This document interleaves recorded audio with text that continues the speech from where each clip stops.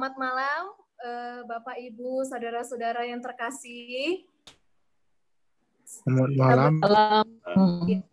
Berharap semuanya dalam keadaan sehat dan masih punya kekuatan ya. Amin. Ya, untuk malam ini kita bisa dialog bersama.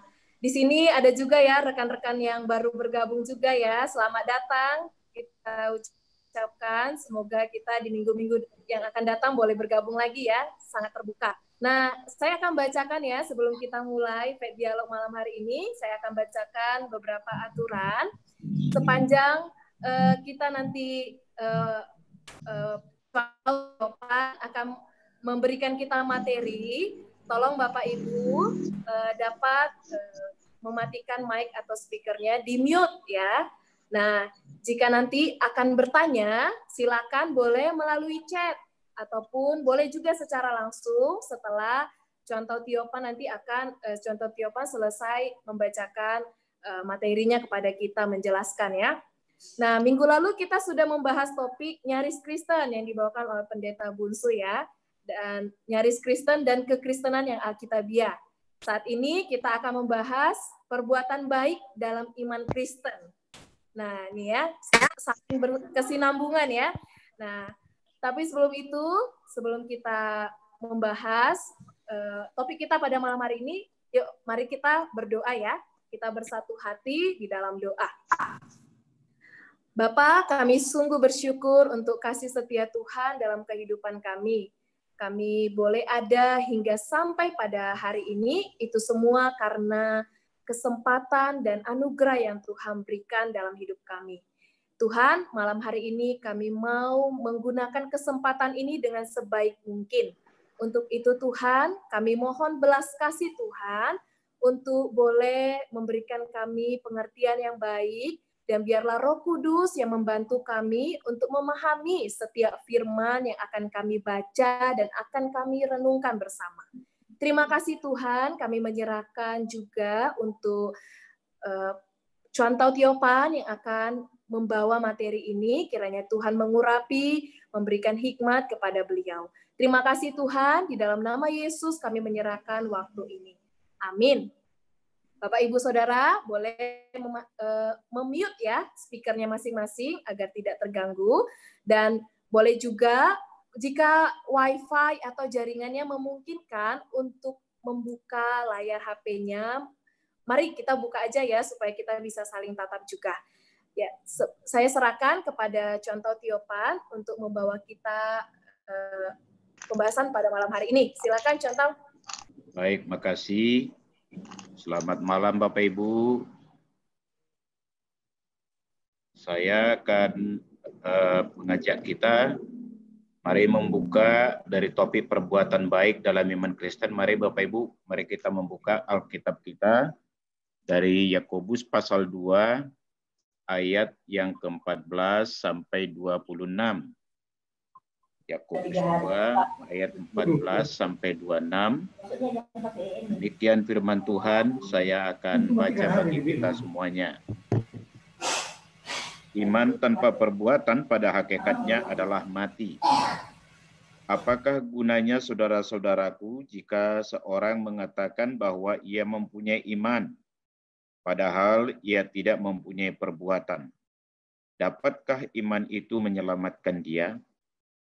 Jika seorang saudara atau saudara tidak mempunyai pakaian dan kekurangan makanan sehari-hari, dan seorang dari antara kamu berkata, selamat jalan, kenakanlah kain panas, dan makanlah sampai kenyang, tetapi ia tidak memberikan kepadanya apa yang perlu bagi tubuhnya, apakah gunanya itu? Demikian juga halnya dengan iman. Jika iman itu tidak disertai perbuatan, maka iman itu pada hakikatnya adalah mati. Tetapi mungkin ada orang berkata, padamu ada iman dan padaku ada perbuatan. Aku akan menjawab dia, tunjukkanlah kepadaku imanmu itu tanpa perbuatan. Dan aku akan menunjukkan kepadamu imanku dari perbuatan-perbuatanku. Engkau percaya bahwa hanya ada satu Allah saja? Itu baik. Tetapi setan-setan pun juga percaya akan hal itu. Dan mereka gemetar. Hai manusia yang bebal, maukah engkau mengakui sekarang bahwa iman tanpa perbuatan adalah iman yang kosong? Bukankah Abraham bapa kita dibenarkan karena perbuatan-perbuatannya ketika ia mempersembahkan Ishak anaknya di atas mezbah? Kamu lihat bahwa iman bekerja sama dengan perbuatan-perbuatan, dan oleh perbuatan-perbuatan itu iman menjadi sempurna. Dengan jalan demikian genaplah nas yang mengatakan, lalu percayalah Abraham kepada Allah, maka Allah memperhitungkan hal itu kepadanya sebagai kebenaran. Karena itu Abraham disebut sahabat Allah. Jadi kamu lihat bahwa manusia dibenarkan karena perbuatan-perbuatannya dan bukan hanya karena iman. Dan bukankah demikian juga Rahab pelacur itu dibenarkan karena perbuatan-perbuatannya ketika ia menyembunyikan orang-orang yang disuruh itu dalam rumahnya, lalu menolong mereka lolos melalui jalan yang lain. Sebab seperti tubuh tanpa roh adalah mati, demikian juga iman tanpa perbuatan-perbuatan adalah mati. Sampai demikian pembacaan firman Tuhan.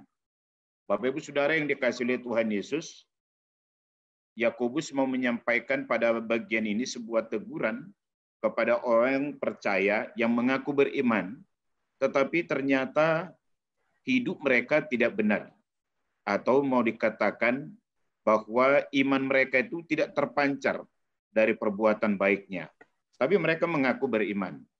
Dan apa yang dialami Yakobus pada zamannya, saya pikir sekarang juga banyak orang mengaku Kristen, mengaku beriman, tapi dari hidupnya jauh dari kebenaran. Kepada orang seperti inilah teguran ini dialamatkan oleh Yakobus. Kata iman di dalam perikop ini ayat 19, 20, 26 itu adalah berbicara tentang bukan iman yang sejati yang menyelamatkan, tapi sebatas kata percaya, tapi dengan catatan tidak mempercayakan diri kepada Tuhan. Itulah sebab disebutnya dengan iman yang seperti itu, tanda kutip, adalah yang sia-sia atau kosong. Dan iman yang mati tanpa perbuatan di ayat yang ke-26. Yang berikutnya Bapak Ibu, hal seperti ini berarti adalah sebatas penerimaan konsep secara intelektual akan sebuah kebenaran tertentu, tapi tidak ada sebuah penyerahan atau iman yang sungguh-sungguh percaya kepada Kristus yang menyelamatkan. Jadi itu namanya pemahaman kognisi. Jadi Yakobus bukan mau mengajarkan bahwa seseorang, Yakobus bukan mau mengajarkan bahwa seseorang diselamatkan karena perbuatan baik, bukan. Melainkan tetap dengan iman yang murni kepada Kristus. Karena memang mau ditekankan di dalam hal ini, perbuatan baik tanpa iman kepada Kristus itu tidak akan pernah dihargai. Atau dikatakan tidak ada nilainya di hadapan Allah. Jadi kalau kita perhatikan Roma pasal 3 ayat 21 sampai 25, ayat 21 berkata, tetapi kebenaran Allah telah nyata, disaksikan oleh kitab Taurat, itu oleh iman percaya kepada Allah, oleh kasih karunia Allah. Oleh karena apa? Ayat 22b dikatakan sebab tidak ada perbedaan.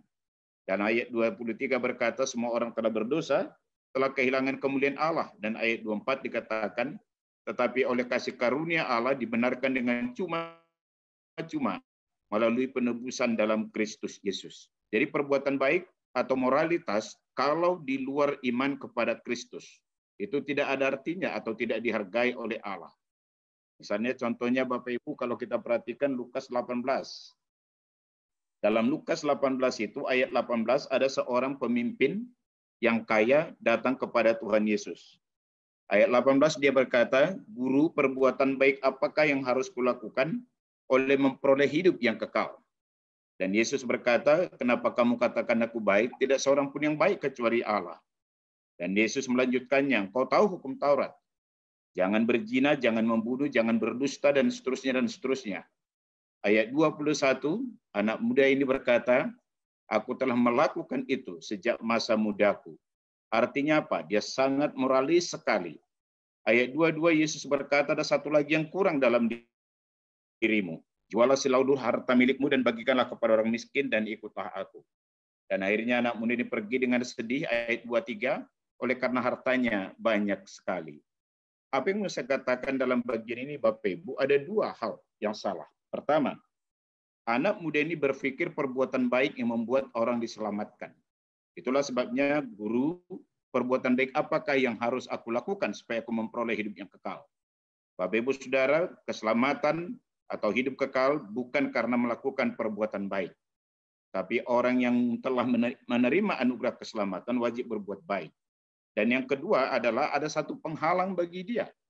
Hartanya yang banyak, tidak salah orang menjadi kaya, tidak salah menjadi orang memiliki banyak harta, tetapi bagi anak muda ini, bahwa oleh harta itulah mengikat dia sehingga dia sulit atau tidak mau beriman kepada Kristus. Dan kalau kita perhatikan Yesaya pasal 64 ayat 6, Yesaya berkata, demikianlah kami sepertikan najis di hadapanmu, bahwa kesalehan kami, kesalehan manusia, persis sama seperti kain kotor di hadapan Allah. Artinya apa Bapak Ibu? Semua sebagai orang berdosa, Roma 3:23 tadi, dan kita sebagai orang berdosa bagaikan kain kotor, najis di hadapan Allah. Maka tidak mungkin orang diselamatkan karena perbuatan baiknya.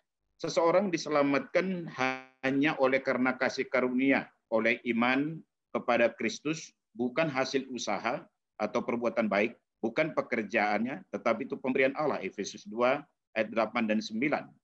Dalam Titus pasal yang ketiga ayat 4 dan ayat yang ke-7 sampai 7 dikatakan bahwa kita telah dibenarkan atau telah diselamatkan oleh Allah bukan karena perbuatan baik kita. Itu dikatakan di sana. Tetapi adalah oleh permandian dalam Kristus, oleh anugerah Allah. Itulah yang membuat kita diselamatkan. Menarik apa kalimat daripada Bapak Martin Luther, dia berkata demikian. Seseorang dibenarkan atau dinyatakan benar di hadapan Allah adalah oleh iman saja. Tidak ada tambahan lain. Tetapi not by faith that is alone. Tapi artinya bukan mutlak dalam artian iman tanpa sesuatu pembuktian dari iman itu sendiri. Itu yang dikatakan oleh Martin Luther. Jadi orang beriman melakukan perbuatan baik, perhatikan Bapak Ibu, bukan supaya diselamatkan. Tetapi orang yang telah menikmati anugerah keselamatan daripada Allah, wajib berbuat baik sebagai bukti atau tanda dia telah menikmati anugerah keselamatan yang daripada Allah. Jadi saya ulangi Bapak Ibu, bahwa kalau kita berbuat baik, bukan supaya mendapatkan hidup kekal. Tapi kita melakukan perbuatan baik karena kita telah menikmati anugerah keselamatan yang daripada Allah. Efesus pasal 2, ayat 8 dan 9 diselamatkan karena anugerah, kasih karunia Allah, bukan karena perbuatan baik, bukan karena usaha kita. Tapi ayat 10 kitab suci berkata demikian, ayat 10 itu. Karena kita ini buatan Allah, diciptakan dalam Kristus Yesus untuk melakukan pekerjaan baik yang dipersiapkan Allah sebelumnya. Ia mau supaya kita hidup di dalamnya. Jadi artinya ketika kita diselamatkan oleh Allah dalam kasih karunia-Nya, oleh anugerahnya bagi kita, bukan karena perbuatan kita atau pekerjaan baik kita, maka kita yang telah menikmati anugerah itu wajib berbuat baik sebagai tanda telah diselamatkan atau bagian daripada pengucapan syukur kepada Allah. Maka dalam konteks ini Bapak Ibu Saudara sebenarnya dipakai kata konversi. Jadi bukan sebatas bertobat. Kalau bertobat metanoia hanya berhenti berbuat jahat. Tapi kalau konversi adalah orang yang beriman kepada Kristus itu disertai sekaligus dengan meninggalkan dosa dan melakukan perbuatan baik. Itu konversi. Maka Bapak Ibu Saudara di dalam Matius pasal 5 ayat 17 sampai 20 ini kan teguran dan sekaligus pengajaran Yesus kepada orang percaya. Ini khotbah di bukit. Di dalam khotbah di bukit itu Yesus berkata ayat 17 Matius pasal 5, jangan kamu menyangka bahwa aku datang untuk meniadakan hukum Taurat. Satu iota pun tidak boleh dikurangi. Tapi justru aku datang untuk menggenapinya. Dengan cara apa Yesus menggenapinya? Dengan pengorbanannya yang sempurna untuk demi keselamatan manusia. Maka di dalam ayat 20 Yesus berkata, jikalau kehidupan rohanimu tidak lebih baik daripada orang Farisi dan ahli Taurat, maka sebenarnya kamu tidak layak untuk masuk ke dalam kerajaan surga. Yang mau dikatakan Yesus dalam bagian ini Bapak Ibu apa?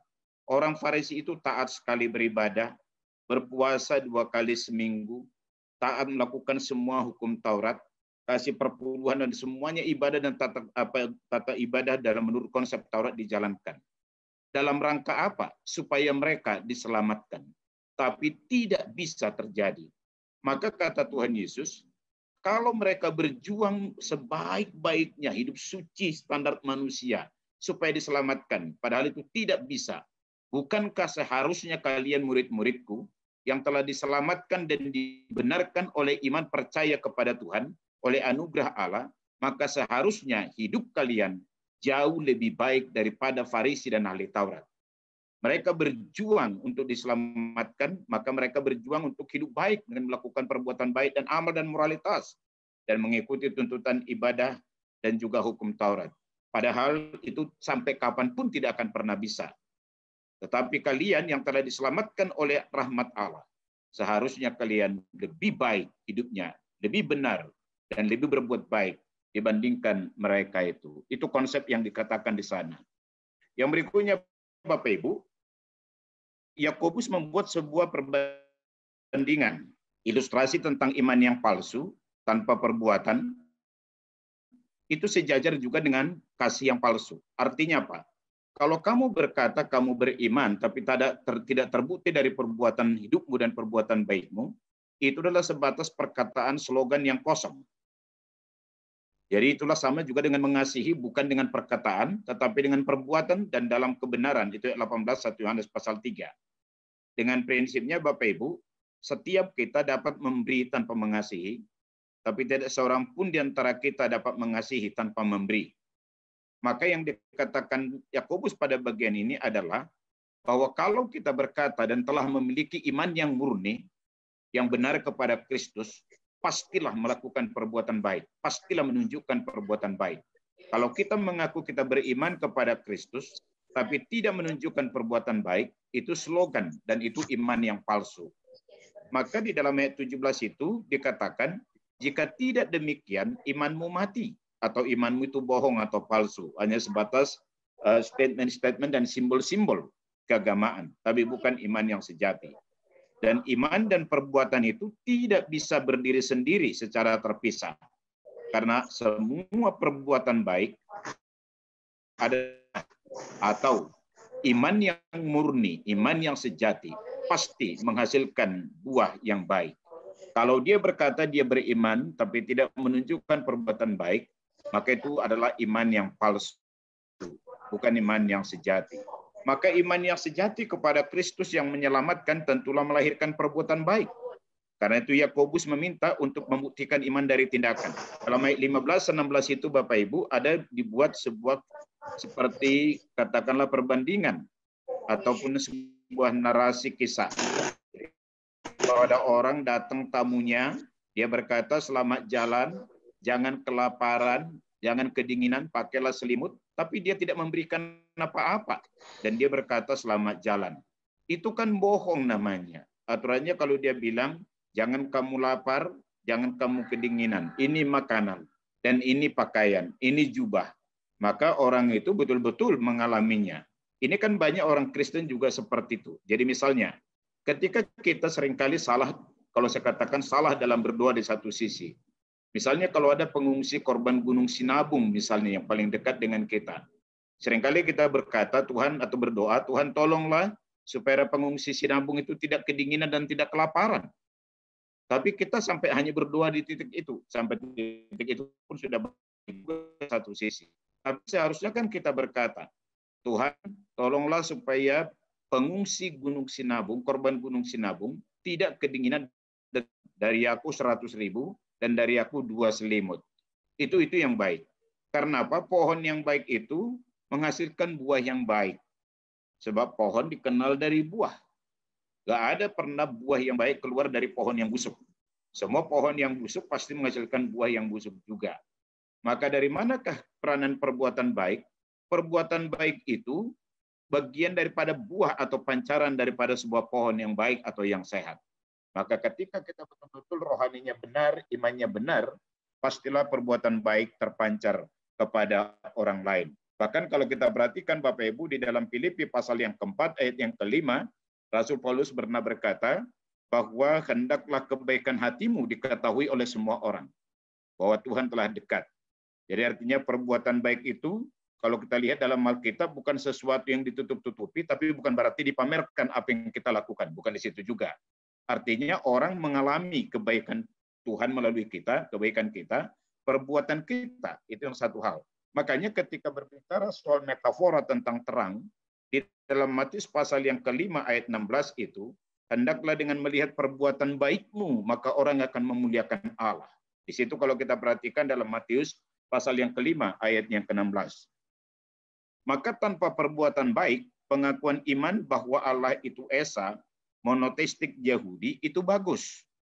Jadi satu sisi bagus, tapi bukan titik. Jadi Allah itu Esa bagi Yahudi, monoteistik betul. Tetapi akan menjadi sebuah pemahaman kognitif atau konsep tanpa iman sejati. Itu yang ditegur dalam ayat 19. Tentunya hal ini menjadi tanda kebebalan dan iman yang kosong. Kenapa disebut bebal oleh Yakobus? Bahwa mereka bangga tanda kutip punya Allah yang Esa. Bangga bahwa mereka mengaku percaya kepada Yahweh. Tetapi tidak terpancar dari hidupnya, maka itu dianggap sebuah kebebalan dan sebuah iman yang kosong. Ini kalimat daripada Yakobus. Karena itu Bapak Ibu Saudara, perbuatan baik adalah bukti iman sejati yang ditunjukkan oleh Abraham, di mana imannya sejalan dengan perbuatan. Dan oleh perbuatan itulah iman menjadi sempurna.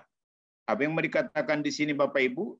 Kalau kita perhatikan ada dua peristiwa di dalam Yakobus tadi tentang Abraham.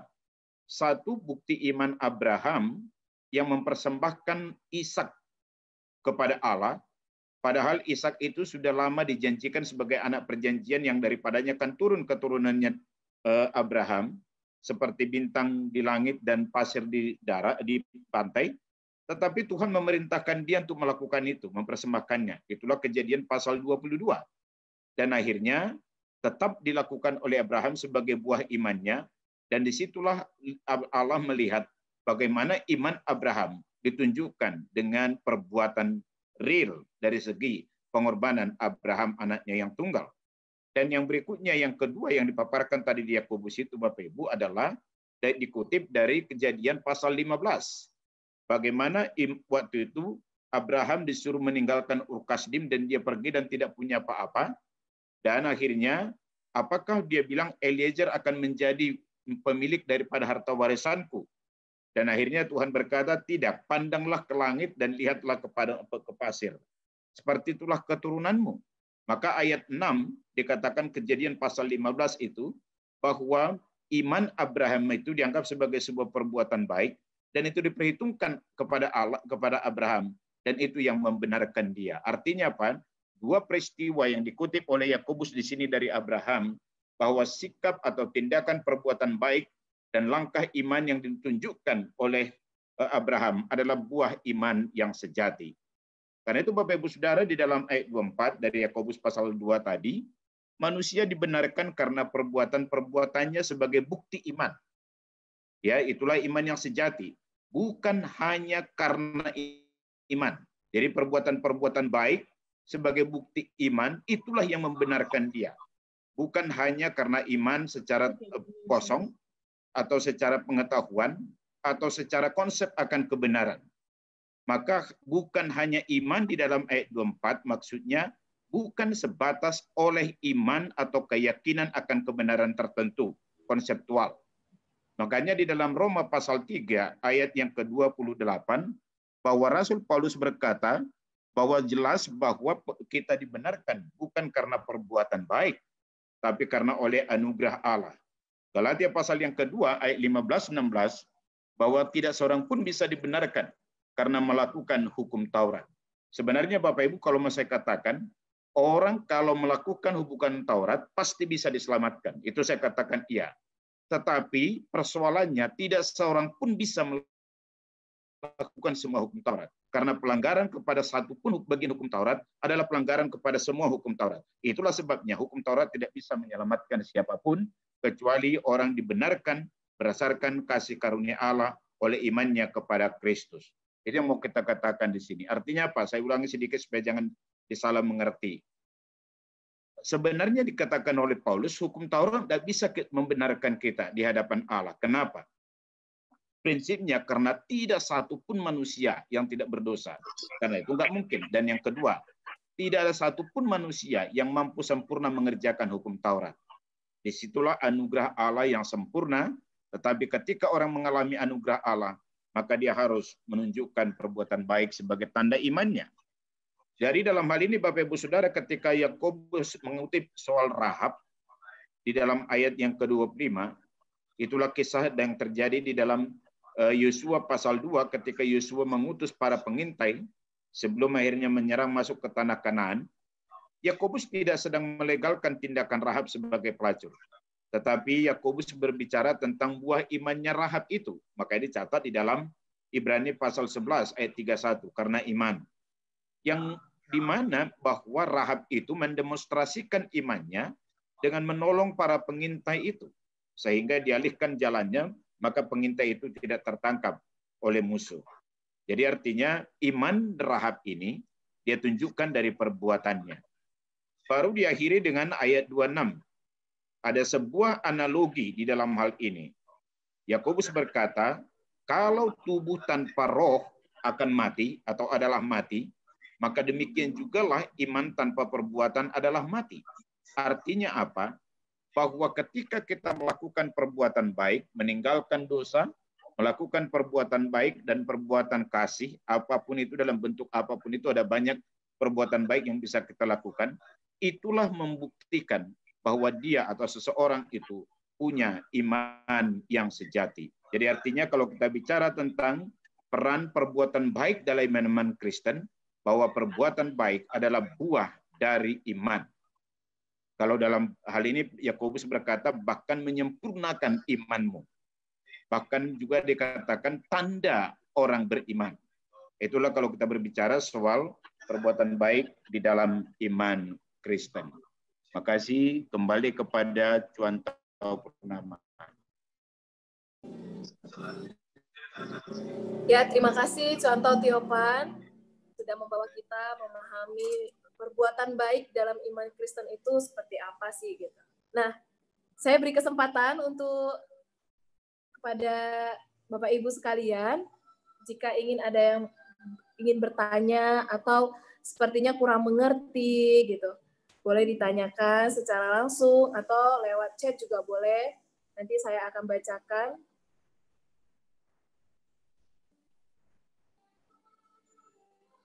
Tapi rasanya lebih baik kalau bisa kita langsung berbicara ya. Saya biasa begini Bapak Ibu. Artinya boleh bertanya, boleh juga. Ngomentarin juga boleh. Membantah juga boleh. Jadi ini kan kita kan dialog ya, diskusi. Juga ada beberapa box di sini, kita bisa saling melengkapi. Silakan Bapak Ibu. Ya, silakan. Tadi udah dikasih kesempatan ya, menambahkan juga boleh loh. Ya, kita bisa sharing. Selamat malam, Cuan Tau Tiopan. Ya, Pak. Saya Johan, Pak. Terima kasih udah kasih sharingnya ya. Sebenarnya mengenai perbuatan baik tadi, tidak bisa menyelamatkan kita. Kalau saya lihat ya, contoh, sadar atau nggak sadar, sebenarnya hukum dunia juga itu mengakui bahwa perbuatan baik itu nggak bisa mengurangi hukuman kita. Banyak orang kadang-kadang nggak memperhatikan itu kalau saya lihat. Ya, contohnya misalnya, seseorang yang dikenal sangat banyak berbuat baik, suatu saat dia melakukan kesilapan, dan sampai di pengadilan, hakim juga tidak akan pernah membebaskan dia, mengingat begitu banyaknya perbuatan baik dia sebenarnya. Ya kan? Itu sebenarnya sudah menunjukkan hukum dunia juga sebenarnya mengacu kepada hukum Tuhan. Tapi banyak orang enggak menyadarinya kan begitu. Termasuk contohnya pelanggaran lalu lintas. Pada saat kita melanggar rambu-rambu lalu lintas dan kita kena tilang, itu sebenarnya kan kita udah bersalah kan. Ya, contoh ya. Tapi pada saat kita tilang, kita dihadapkan ke pengadilan, kita juga nggak bisa menembusnya dengan perbuatan baik kita. Artinya tetap dihukum, mungkin dengan kena tilang dan seterusnya kan. Jadi ini yang kadang-kadang mungkin perlu disadarkan oleh kepada semua teman-teman yang mungkin di luar Kristen atau bahkan kita yang orang Kristen juga, ya, sadar atau tidak sadar sebenarnya hukum dunia juga menganut itu, tapi kita nggak menyadarinya. Itu sedikit tanggapan dari saya, contoh Tiopan, sambil menunggu teman-teman yang bertanya. Terima kasih. Terima kasih Pak Johan. Silakan Bapak Ibu yang lain. Ya, silakan Bapak Ibu yang lain. Menarik ya ilustrasinya tadi bahwa perbuatan baik kita pun di dunia aja nggak bisa menjadi jaminan untuk kita selamat ya dari hukuman-hukuman. Ya. Silakan yang lain ada ingin menambahkan atau men-sharingkan bagaimana perbuatan baik selama ini yang kita pandang gitu.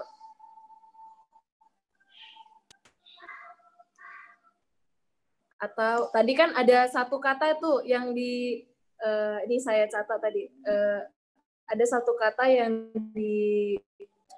dikatakan oleh Pak Tiopan itu bahwa perbuatan baik itu bukan supaya kita mendapatkan hidup yang kekal, tapi karena kita sudah diselamatkan, ya begitu ya, Pak Tiopan ya, kurang lebih ya. Ya, nah jadi ini kan mungkin banyak dari kita mungkin, oh saya berbuat baik supaya begini-begini. Nah mungkin bisa di-sharingkan gitu. Nah mulai dari hal ini kita mulai terbuka nih, ternyata perbuatan baik dalam iman Kristen itu seperti apa ya? Bukan karena supaya kita mendapatkan hidup kekal, atau bukan supaya kita mendapatkan berkat, diberkati Tuhan, saya berbuat baik gitu. Nah mungkin kita bisa sharing, ada yang ingin sharing sepanjang ini kita memandang perbuatan baik dalam iman Kristen itu seperti apa, mungkin bisa ya. Ada yang mengalaminya mungkin?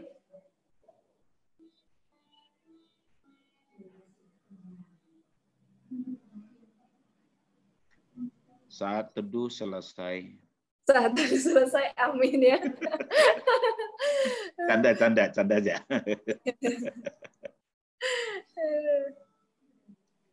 Oke. Nah, ini dari Pak Joni Simon ya. Antara iman dan kelakuan telah diintegrasi secara komprehensif. Oke, iya. Pak Joni Simon mungkin ada yang ingin mau ditanyakan? Ibu Huangli mungkin sudah mencatat setiap pertanyaan kali ya. Saya bukan mau bertanya ya. Iya, silakan Bu. Saya mau melengkapi atau menambahi aja. Ya. Ya. Sekarang ini seperti kita ketahui, banyak sekali orang-orang ingin melakukan perbuatan baik. Ya. Tetapi dengan motivasi-motivasi yang salah. Ya. Dan tentu mereka pasti punya alasan tersendiri atau mengungkapkan kebenaran-kebenaran mereka sendiri. Nah, karena ini mereka memahami sebagai jalan untuk mengurangi dosa atau supaya mendapat keselamatan. Nah, sedangkan bagi orang Kristen atau orang percaya, perbuatan-perbuatan baik itu kita lakukan adalah sebagai respon dari kasih anugerah Allah. Ya, jadi sekarang bagaimana orang-orang percaya yang ada di sekitar kita bisa memberikan pemahaman yang benar tentang perbuatan baik itu. Jadi pemahaman yang benar dengan motivasi yang benar sesuai dengan iman kepercayaan kita, ya, seperti itu. Terima kasih. Terima kasih Bu Huangli. Ya, benar ya. Jadi motivasi kita itu, kita nih sebagai orang percaya, sebagai orang Kristen yang dikatakan pengikut Kristus, apa sih yang memotivasi kita untuk berbuat baik ya? Ya Bu Huangli ya. Nah, Ya, benar. jadi pandangan seperti itu yang harus malam ini mengubah konsep kita ya, bukan supaya kita mendapatkan berkat, hidup kekal atau bagaimana gitu, tapi karena respon gitu ya, respon kita terhadap anugerah gitu ya, anugerah keselamatan itu. Ya. Ada yang lain? Oh, Saya ya, sedikit silakan. sebentar Bapak Ibu, saya sedikit tanggapi Ibu Huangli. Oh, iya. Saya setuju dengan apa yang Ibu katakan. Itulah pergumulan kita sebagai orang Kristen di tengah-tengah bangsa pada saat ini. Iya. Bahwa banyak sekali kita mengaku orang percaya kepada Kristus, tapi ternyata hidup kita justru tidak lebih baik kadang daripada mereka. Itulah persoalan kita. Jadi kalau kita belajar dari suratnya Rasul Petrus kepada jemaat diaspora, di dalam 1 Petrus pasal 2 ayat 12, Petrus berkata demikian, milikilah cara hidup yang baik di tengah-tengah bangsa yang bukan Yahudi, supaya ketika mereka memfitnah kamu dan menganggap kamu orang durjana, tapi ketika mereka melihat perbuatanmu yang baik, maka mereka akan memuliakan Allah saat Allah melawat mereka. Ini yang sebenarnya yang harus kita miliki dulu. Jadi kita tidak perlu pertama mengajarkan kepada orang lain supaya mereka memahami doktrin bahwa keselamatan karena anugerah dan bukan karena perbuatan baik. Atau perbuatan baik tanpa iman percaya kepada Kristus tidak diperhitungkan oleh Allah dan tidak akan bisa menyelamatkan. Tapi sebelum kita bicara ke sana, seharusnya orang Kristen dilihat oleh mereka bahwa kita lebih baik dari mereka. Di situ itu sebenarnya yang dikatakan Petrus. Barulah nanti kita akhirnya bisa menjelaskannya. Karena kalau mereka tidak melihat kita lebih baik juga, maka mereka bilang, aku lebih baik daripada kamu. Munafik dong kalian gitu. Jadi itu persoalan dan itulah dua hal yang harus kita miliki. Pertama, kita harus berambisi lebih baik, lebih hidup suci, lebih menyatakan kasih dibandingkan mereka, barulah akhirnya kita punya peluang untuk menyaksikan atau memberitakan konsep kebenaran kepada mereka. Itu komentar saya Bu untuk yang tadi itu menambahi. Ada pertanyaan di sini. Saya penasaran nih, contoh, mengapa hampir setiap orang memiliki konsep keselamatan melalui kebaikan, tetapi malah sangat sedikit bahkan tidak ada keselamatan karena anugerah, kecuali orang-orang yang telah diterangi oleh Roh Kudus. Apakah konsep keselamatan oleh karena kebaikan ditanamkan oleh Tuhan? Baik. Dalam teologi Alkitab tidak ada satupun dalam pengajaran kekristenan bahwa Tuhan menanamkan konsep itu kepada diri setiap orang.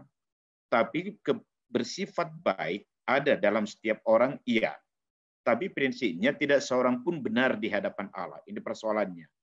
Jadi saya setuju dengan Bapak Gereja Agustinus, dia berkata demikian.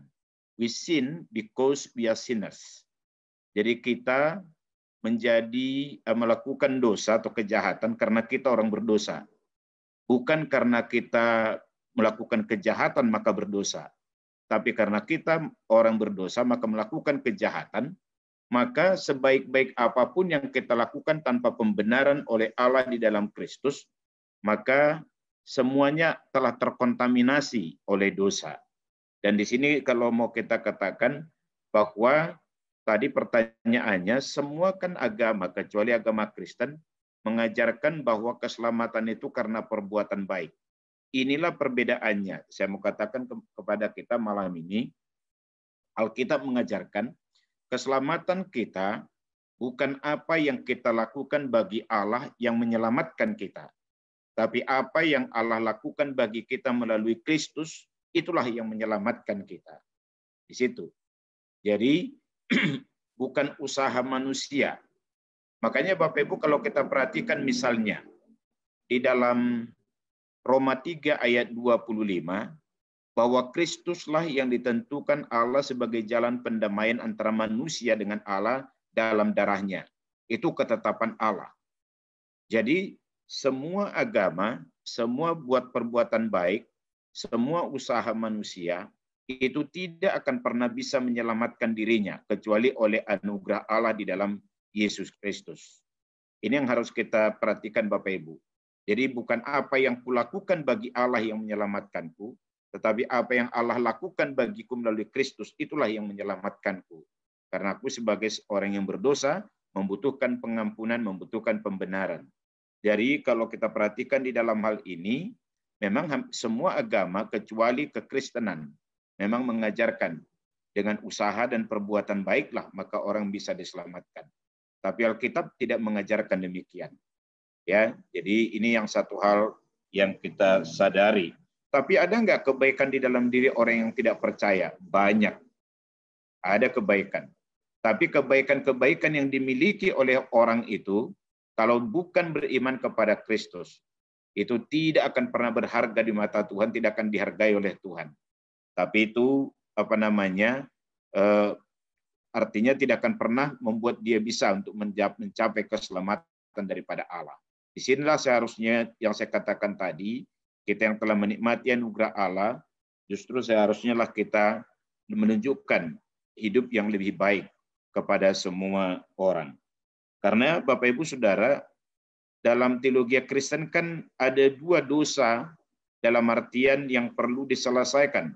Satu dosa yang bersifat individu, dalam bersifat vertikalistik antara kita dengan Allah secara pribadi, tetapi juga sebagai orang beriman yang telah diselamatkan, ada dosa sosial secara horizontal yang harus kita juga selesaikan. Itulah dengan perbuatan baik, dengan tindakan kasih kepada sesama, tanpa batas dan tanpa tembok pemisah apapun. Itu. Oke, silakan kembali kepada moderator. Ya, tadi ada yang ingin bertanya juga dari Ibu Lia, Bu Liong ya. Iya. Silakan Bu. Selamat malam. Terima kasih atas kesempatan yang diberikan malam hari ini. Terima kasih ke Chuan Tao Tiopan. Tadi sudah menerangkan yang begitu bagus, sehingga menegaskan iman kita, menegaskan pengertian saya tentang iman dan perbuatan yang baik. Jadi saya lagi teringat, dulu pernah ikut pelatihan EE. EE itu Evangelist Expression ya. Dulu pernah dikasih contoh, apapun yang kita perbuat baik, kalau hanya salah sedikit aja, rusaklah semuanya. Seperti contoh, kita mau buat kue bolu, terus kita ceplok telur, tiba-tiba ada satu telur yang rusak, yang busuk, masuk ke dalam situ, sudah hancur lah kan, nggak bisa dipakai lagi itu adonannya. Ya itulah contohnya, apapun yang kita buat, apapun usaha kita, sia-sia. Sia-sia kalau iman kita tidak kalau kita hanya berbuat baik, tidak beriman pada Kristus, itu adalah di mata Tuhan itu kita tidak ada, ya kan? Jadi lain orang Kristen punya keimanan orang Kristen memang berbeda dengan keimanan agama yang lain. Ya tadi sudah diterangkan contoh Tiopan, sangat bagus dan sangat jelas sekali.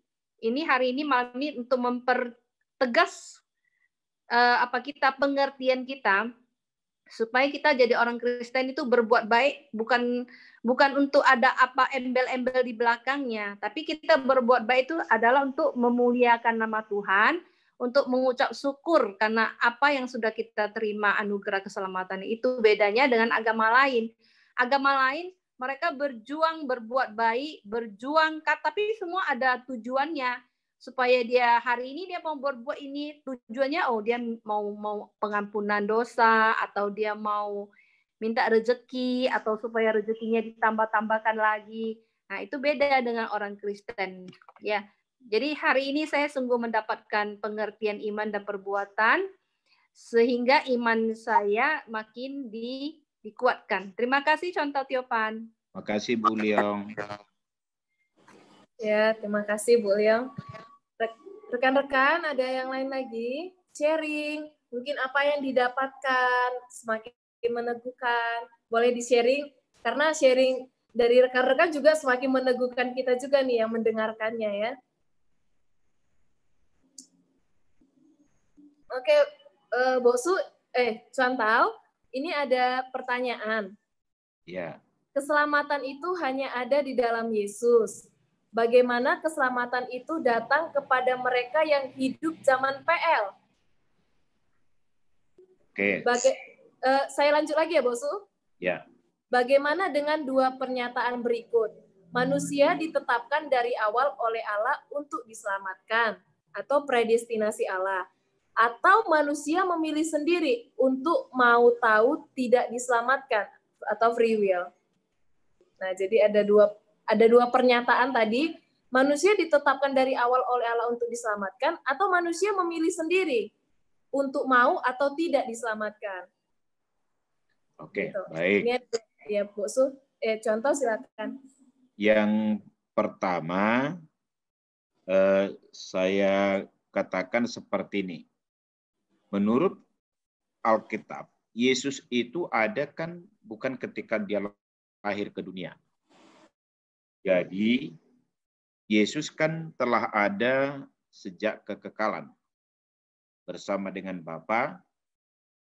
Dan kalau kita bicara tentang Yesus berinkarnasi, itulah Logos menjadi daging atau manusia, Yohanes 1 ayat 14. Apa yang mau saya katakan pada bagian ini? Yang percaya kepada Allah Yahweh, ya sama, berarti percaya juga kepada Kristus, kepada Yesus. Di situ loh. Jadi dalam perjanjian lama pun tidak ada satu ajaran Alkitab mengajarkan ketika berbuat baik maka selamat. Semua juga didasarkan karena kemurahan Tuhan. Jadi kalau misalnya gimana keselamatan orang di perjanjian lama atau sebelum Yesus datang ke dunia, Yesus itu ada Bapak Ibu bukan sekitar 2000 tahun yang lewat ketika dia lahir ke dunia. Dia sudah ada sejak kekekalan. Jadi misalnya gini, kita percaya kepada Yesus sekarang, itu juga berarti kita percaya kepada Yahweh Allah Bapa. Percaya juga kepada Allah Roh Kudus. Jadi ketika kita dulu misalnya orang di perjanjian lama percaya kepada Allah Yahweh, itu juga berarti percaya kepada Allah Tritunggal. Dari situ. Jadi keselamatannya tetap dalam konsep iman yang seperti itu. Itu yang pertama. Yang kedua, bicara kita tentang predestinasi 5 sesi nanti kita nggak selesai. Gitu ya. Jadi karena predestinasi pun masih banyak juga pembagiannya. Jadi ada lapsarianisme, sublapsarianisme macam-macam gitu. Tetapi Bapak Ibu Saudara, ada dalam pemahaman ini juga ada perbedaan.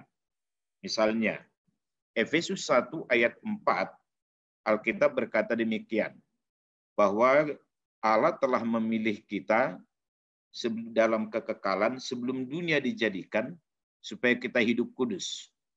Itu Efesus 1 ayat 4. Dan diulangi juga di penekanan di ayat 5 predestin, juga di dalam ayat 11. Itu juga disebut dengan predestin. Dalam hal ini, ada orang yang mengklaim bahwa seakan-akan dia sudah dipilih Allah, ditetapkan oleh Allah, maka tidak ada lagi peran dia. Ini ada pandangan itu. Maka ada juga orang pandangan, tetapi kan ketetapan Allah itu juga, mereka katakan ada free will-nya, kehendak bebas manusia. Nah, ini perdebatan sampai sekarang. Makanya saya katakan, mungkin kita keep-lah dulu ini ya, soal predestinasi, karena nanti nggak bisa kita bahas tuntas malam ini. Waktu kita juga terbatas. Itu saya pikir. Dari yang pertama itu yang saya jelaskan, tapi yang kedua tadi saya singgung sedikit aja, dalam hal ini banyak perdebatannya. Makasih. Kembali pada moderator. Iya, ya terima kasih Chantal Tiopan. Ini ada Pak Joni ya menambahkan, sebagai manusia memang sangatlah tidak mudah memiliki iman sejati di dalam mata Tuhan. Maka pada doa setiap kali mintalah ampun ya, belas kasih dari Tuhan menjadi kewajiban kita ya, meminta belas kasih Tuhan untuk memampukan kita ya. Ini ada pertanyaan lagi ya Chantal, saya bacakan ya. Menurut Wahyu 20 ayat 13, masing-masing orang dihakimi oleh perbuatannya. Mohon penjelasannya tentang ayat ini. Terima kasih. Baik. di dalam Wahyu pasal 20 soal pertanggungjawaban hidup di masa penghakiman waktu Kristus datang kedua kali, yang dimaksudkan di situ adalah bahwa soal perbuatan buah dari iman. Bukan iman perbuatan tanpa iman, tapi perbuatan dia yang sebagai produk dari iman dia, dan itu diperhitungkan. Jadi kalau misalnya kita bicara tentang penghakiman di akhir zaman, semua kan orang akan dihakimi waktu Yesus datang kedua kali. Orang percaya dan yang tidak percaya juga akan dihakimi. Orang yang hidup dan yang mati juga akan dihakimi. Semuanya. Cuma Bapak Ibu Saudara, kalau kita perhatikan, apa perbedaan penghakiman bagi orang beriman dengan yang tidak beriman? Bagi orang yang tidak beriman, penghakiman berarti penghukuman kekal. Bagi orang yang beriman, tidak berbicara penghukuman yang kekal, tetapi berbicara soal pertanggungjawaban hidup, dan kalau Paulus berkatakan berbicara soal mahkota. Tapi keselamatannya tidak akan hilang. Makanya di dalam, kalau kita perhatikan dalam 2 Timotius pasal yang keempat, ayat yang ke-7, itu kan Paulus berkata demikian, aku telah mengakhiri pertandingan dengan baik dan aku telah mencapai garis akhir, dan seterusnya.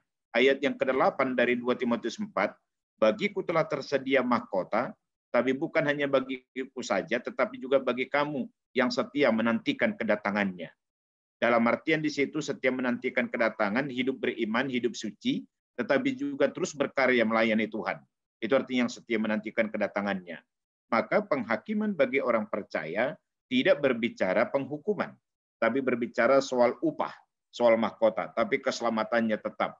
Maka apa yang disebut dalam Wahyu pasal 20 ayat 13 itu adalah, itu berbicara tentang bagaimana pertanggungjawaban hidup kepada Allah di hari penghakiman, dan yang kedua, yang dipahami di situ adalah perbuatan baiknya sebagai produk daripada imannya. Di situ. Jadi bukan perbuatan baiknya mutlak ansih tanpa iman. Itu nggak ada artinya di hadapan Allah. Terima kasih. Oke, terima kasih contoh Tiopan. Ya, rekan-rekan yang lain, saudara-saudara. Contoh, saya ingin tanya. Iya, Pak Ahmad. Di dalam, ya, di dalam pasal 2 ayat 6, sebab seperti itu. Kurang jelas suaranya Pak Ahwi. Suaranya hilang. Suara hilang ya, sorry. Ini sudah jelas? Belum. Halo? Iya, jelas. Oke, contoh di dalam Yakobus pasal 2 ayat Yakobus pasal 2 ayat berapa, Pak? 26. Ya. Tertulis begini,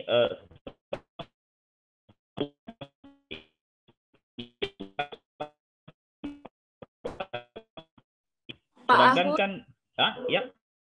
Pak Ahui suaranya macet-macet, terputus-putus. Saya pakai ketik aja ya. Boleh.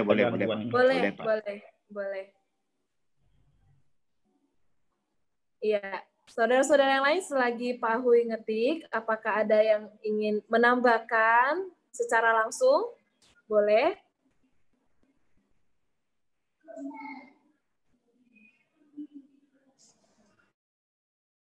Oke, kita ini ya, Pak Ahui ya. Contoh bernama. Iya, Bosu Parlin. Bertanya langsung ya? Iya, boleh. Langsung. Boleh, Bosu Parlin. Pak Tiopan, faktanya di dunia ini kan kalau dari segi penganut agama-agama, artinya di luar kekristenan pada umumnya kan mengandalkan perbuatan baik atau perbuatannya lah untuk mendapat perkenanan di hadapan Tuhannya, ya kan? Kelihatannya memang manusia percaya diri banget ya sama perbuatan baik ini ya. Artinya mayoritas berarti manusia di dunia ini mengandalkan perbuatan baiknya supaya mendapat perkenanan di hadapan Tuhan. Kenapa sih begitu pede banget manusia ya dengan percaya diri, dengan perbuatan baiknya. Di sisi lain, kita yang Kristen Berulang kali Alkitab dari PL sampai PB bilang keselamatan adalah anugerah, engkau harus beriman. Iman itu sendiri pun anugerah Tuhan, pemberian Tuhan, Efesus 2 ayat 8-9 kan. Tapi di sisi lain orang Kristen juga nggak pede dengan beriman sama Tuhan itu cukup menyelamatkan dia. Mau ditambah-tambahin juga dengan perbuatan baik. Gitu loh. Nah, di saat yang sama orang Kristen itu ada juga yang sangat-sangat percaya teguh bahwa dengan imanlah dia diselamatkan. Tapi akhirnya gregetnya dia untuk berbuat baik sangat kurang. Karena dia merasa aku udah selamat. Puji Tuhan. Dan perjuangan untuk berbuat baik jadi melempem sekali. Jadi kadang-kadang kita malu dengan agama lain, penganut agama lain yang perbuatan baiknya jauh lebih baik dari kita. Nah, ini dilema ini gimana mengatasinya? Nanti mungkin kasih pencerahan. Oke. Mudah-mudahan aku nggak salah nangkap ya tadi, soalnya agak putus-putus juga suaranya. Jadi saya komentarin yang pertama, Bapak Ibu, gimana soal orang semua aliran atau kepercayaan di luar kekristenan mengklaim atau berusaha dengan perbuatan baik supaya diselamatkan. Tapi jelas itu tidak akan pernah bisa. Yang saya mau katakan seperti ini. Yakin nggak Bapak Ibu bahwa semua manusia begitu Adam jatuh ke dalam dosa, maka semua manusia setelah itu adalah orang berdosa? Kalau iya, maka kalau dia tidak dibenarkan dulu oleh Kristus, maka apapun yang dia lakukan pasti terdistorsi atau ternodai oleh dosa. Karena semua tindakan manusia sebaik apapun, kalau orang itu tidak dibenarkan atau dibenarkan di hadapan Allah oleh Kristus, maka semua yang dilakukannya itu dinodai atau terkontaminasi oleh dosa. Itulah sebabnya nggak bisa menyelamatkan. Itu yang pertama. Yang kedua, kenapa dikatakan bahwa orang berusaha berbuat baik supaya diselamatkan, padahal tidak bisa? Bapak Ibu, saya mau katakan satu hal seperti ini. Menurut siapa kita baik? Jadi kalau saya tanya mungkin Bok Subunsui, maka mengatakan si X baik. Tapi ketika ditanya, si Y lebih baik daripada si X. Si Z lebih baik daripada si ini. Artinya pertama, kebaikan manusia itu satu, subjektif, bukan objektif. Yang kedua, kebaikan manusia itu ternyata ada yang lebih baik dari dia. Atau katakanlah si X termasuk orang yang terbaik di kota Medan atau di Indonesia. Pertanyaan saya adalah, apa standar sehingga si X itu menjadi orang yang terbaik? Standarnya kan berarti manusia. Maka pertanyaannya, ada nggak manusia cukup baik di hadapan Allah? Ada nggak manusia sempurna atau baik di hadapan Allah? Nggak ada. Itulah sebabnya Yesaya berkata, Yesaya pasal 64 ayat 6 itu, bahwa demikianlah kami bagaikan kain najis, kain kotor di hadapanmu, najis di hadapanmu. Jadi kesalehan-kesalehan dan perbuatan baik manusia, sebaik apapun itu, tanpa iman kepada Allah, itu adalah bagaikan kain kotor atau najis di hadapan Allah. Itulah sebabnya, maka sebaik apapun orang, setulus apapun orang, tanpa iman kepada Kristus, maka dia tidak akan pernah bisa diselamatkan dan itu tidak dihargai oleh Allah. Artinya, kalau saya bandingkan diri saya dengan orang lain, saya mungkin berkata lebih baik. Tapi ketika ketemu orang lain itu lebih baik dari saya. Tapi coba bandingkan diri kita dengan Allah. Sebaik apa sih yang kita lakukan sehingga cukup baik di mata Tuhan? Nggak ada. Nah, itu yang pertama. Yang kedua adalah, memang kadang-kadang konsep orang akan anugerah yang perlu kita pahami. Keselamatan adalah mutlak anugerah Allah yang sempurna di dalam Kristus. Bukan minus sesuatu, bukan tambah sesuatu. Ya, jemaat di Galatia, penerima surat Paulus itu, mereka bilang, orang diselamatkan oleh anugerah Allah, tapi ditambah hukum Taurat, itu adalah sunat. Gitu, itulah sunat. Jadi mereka bilang, agak cukup oleh kasih karunia Allah, tapi harus dengan sunat. Makanya, kalau kita perhatikan mengacu kepada Roma pasal 2 ayat 28-29, Paulus berkata bahwa sunat sejati adalah bukan sunat lahiriah, tapi sunat batiniah, itulah sunat hati. Itulah sunat yang sejati. Itulah sebabnya di dalam Galatia pasal 2 ayat 15-16 itu, tidak seorang pun dapat dibenarkan oleh karena melakukan hukum Taurat, kecuali oleh iman percaya kepada Kristus. Artinya Bapak Ibu Saudara, saya mau katakan, jangan sampai pernah berpikir keselamatan itu adalah anugerah Allah plus-plus. Itu namanya bukan anugerah lagi. Karena anugerah artinya adalah sesuatu yang diberikan ke Allah kepada orang secara cuma-cuma, di mana orang itu sebenarnya tidak layak menerimanya. Itulah anugerah. Kalau hadiah, sesuatu yang diberikan kepadanya oleh karena hasil usahanya dan prestasinya.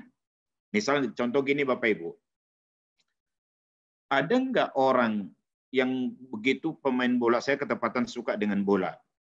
Ada nggak orang, misalnya Cristiano Ronaldo, Messi, atau siapapun mencetak gol, ketika dia mencetak gol, maka dia tunduk? Tidak kan? Tapi dia akan bangga dan melompat dan macam-macam. Gitu. Jadi, hadiah itu membuat orang bangga, senang, dan bisa sombong.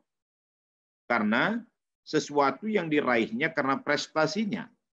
Tetapi anugerah adalah sesuatu yang diberikan kepada seseorang di mana dia seharusnya tidak layak menerimanya. Kalau hadiah kan layak dia menerima. Disitulah sebabnya Efesus 2 ayat 9, jangan ada orang yang memegahkan diri.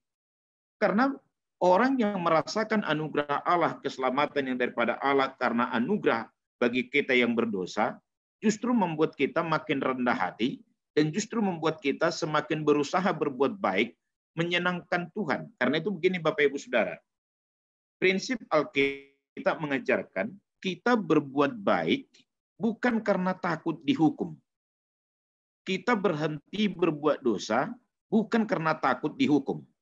Tapi orang yang telah menikmati anugerah keselamatan yang secara cuma-cuma gratis karena kasih karunia Allah itu, justru berusaha untuk menyenangkan hati Tuhan. Maka karena mau menyenangkan hati Tuhanlah, karena aku telah menikmati anugerahnya, maka aku tidak melakukan dosa, dan maka aku juga melakukan perbuatan baik. Misalnya gini, ini contoh nih. Saya kasih contoh, misalnya. Ini saya, sorry nih Bu Huang Li, saya kasih contoh, Ibu. Misalnya, katakanlah satu saat, waktu itu misalnya berenang di Danau Toba. Katakan saya tidak terlalu pintar berenang. Tiba-tiba waktu itu saya tenggelam dan hampir mati. Tiba-tiba Ibu Huang Li di situ, karena dia pintar renang, maka dia menyelamatkan saya. Saya mau tanya, kalau saya sebagai manusia normal, apakah saya mau menyakiti hati Ibu Huang Li lagi? Pasti saya berterima kasih, dan saya berusaha untuk tidak menyakiti hatinya. Yang saya mau katakan, kita kan diselamatkan Allah dari maut, dari kematian rohani oleh anugerah Allah. Kalau ini kita nikmati, kalau ini kita alami, ini logikanya membuat kita senang untuk tidak berdosa dan senang untuk membuat hati Allah senang. Itulah membuat kita melakukan perbuatan baik. Jadi ini yang menjadi persoalan bagi kita. Jadi jangan ada Injil plus. Makanya pertanyaan yang ketiga dari Box Suparlin tadi itu, ada orang yang sudah menikmati anugerah Allah itu, tetapi dia kurang berbuat menunjukkan imannya dari perbuatan baik. Inilah kesalahannya karena dia kurang merasakan menikmati arti anugerah Allah yang begitu berkorban, mengorbankan Kristus mati di kayu salib. Kalau kita pahami dan kita nikmati anugerah Allah di dalam Kristus yang mati di kayu salib menyerahkan nyawanya, pasti kita takut untuk berdosa. Tapi ini pun tidak baik juga. Pasti kita senang untuk membuat Allah senang, maka kita pun tidak melakukan dosa dan kita pun melakukan perbuatan baik. Itu tanggapan saya. Terima kasih. Terima kasih, Cuan Tau. Ini saya akan bacakan ya pertanyaan dari Pak Ahu ya. Yakobus 2 ayat 26. Sebab seperti tubuh tanpa roh adalah mati. Demikian jugalah iman tanpa perbuatan adalah mati. Pengertian mati dalam ayat ini adalah kematian kekal seperti orang yang tidak percaya. Apakah pengertian mati dalam ayat ini adalah kematian kekal seperti orang yang tidak percaya? Karena harusnya sudah percaya dan beriman kita sudah diselamatkan. Karena bukan perbuatan kita yang menyelamatkan, melainkan iman kepercayaan kepada Kristus. Jadi pertanyaannya, apakah pengertian mati dalam ayat 26 ini tuh mati seperti orang yang tidak percaya? Begitu, Contoh Tiopan. Baik. Jadi yang dimaksudkan di sini ini kan sebuah analogi, sebuah perbandingan. Jadi gini Pak, kalau ada tubuh manusia, kalau nggak ada lagi nafasnya kan udah mati, ya kan? Seperti itulah kalau orang mengaku beriman. Makanya teguran Yakobus di sini kan karena mereka mengaku beriman tapi tidak terbukti dari hidupnya. Maka disebut iman yang mati, iman yang kosong, iman yang palsu, iman yang mereka bebal. Jadi tidak berbicara soal hilangnya keselamatan. Tapi ini sebuah analogi, ya. Jadi kalau misalnya dikatakan, masa kamu katakan kamu beriman, tapi nggak ada perbuatannya, nggak ada buktinya. Kalau begitu samalah itu dengan apa? Dia punya tubuh, tapi nggak ada rohnya lagi, kan udah mati lah itu. Maka iman yang palsu itu pun seperti itu juga lah. Mati adanya. Itu maksudnya Pak. Jadi tidak berbicara soal keselamatan. Terima kasih. Ya, terima kasih, Contoh. Ya, rekan-rekan, coba silakan ada yang bertanya lagi. Kita masih punya banyak cukup waktu, 34 menit lagi sebelum pukul 9. Ini saya bacakan dari Pak Joni Simon ya. Coba bayangkan kenapa saya dan Anda, dia bisa berada di satu alam yang sama. Jawabannya karena kita semua miliki satu masalah yang sama.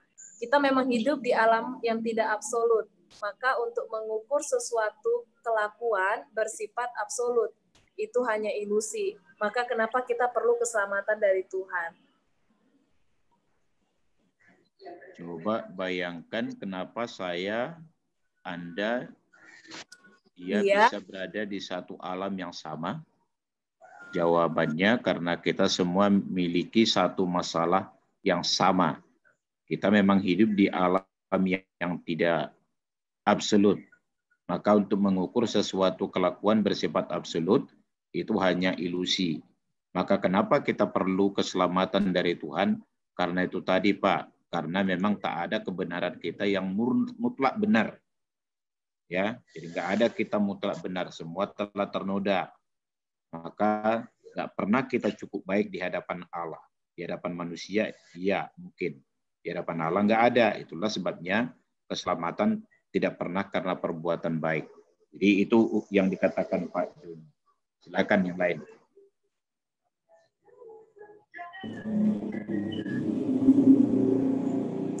Ini saya bacakan ya dari Contoh Eka. Bang Tio, kita sadar kita diselamatkan karena iman, dan perbuatan baik harus lahir dari iman. Pertanyaan saya, bolehkah kita yang percaya ini mengharapkan imbalan atau penghargaan sekecil apapun itu, entah dari Tuhan atau dari orang lain, ketika kita sudah atau akan melakukan perbuatan baik? Atau sebaliknya, apakah merupakan perbuatan dosa apabila muncul harapan untuk dihargai ketika berbuat baik? Terima kasih.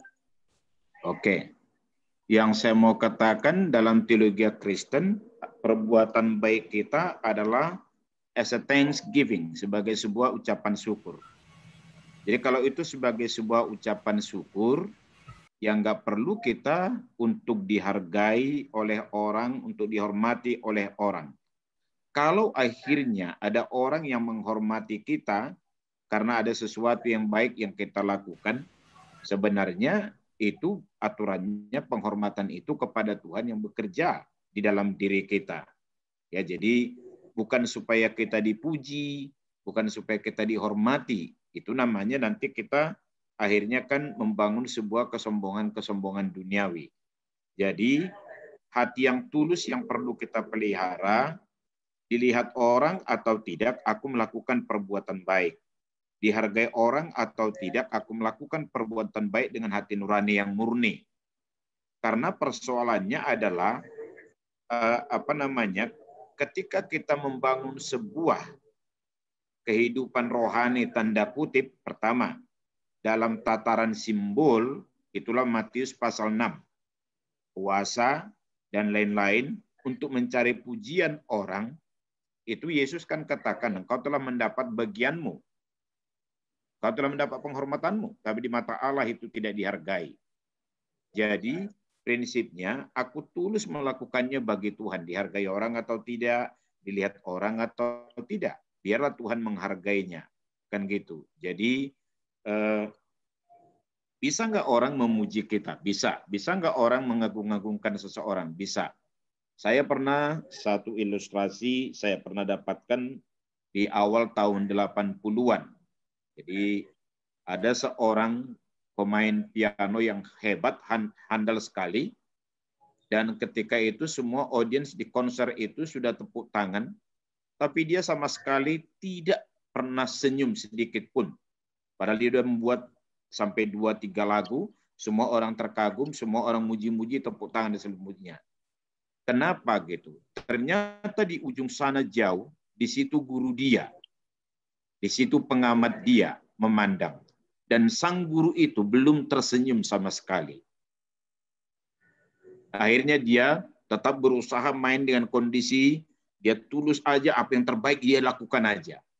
Yang mau saya katakan di sini Bapak Ibu, orang bisa muji kita, boksu muji kita, majelis muji kita, orang lain muji kita. Pertanyaannya, Tuhan senang nggak dengan apa yang kita lakukan?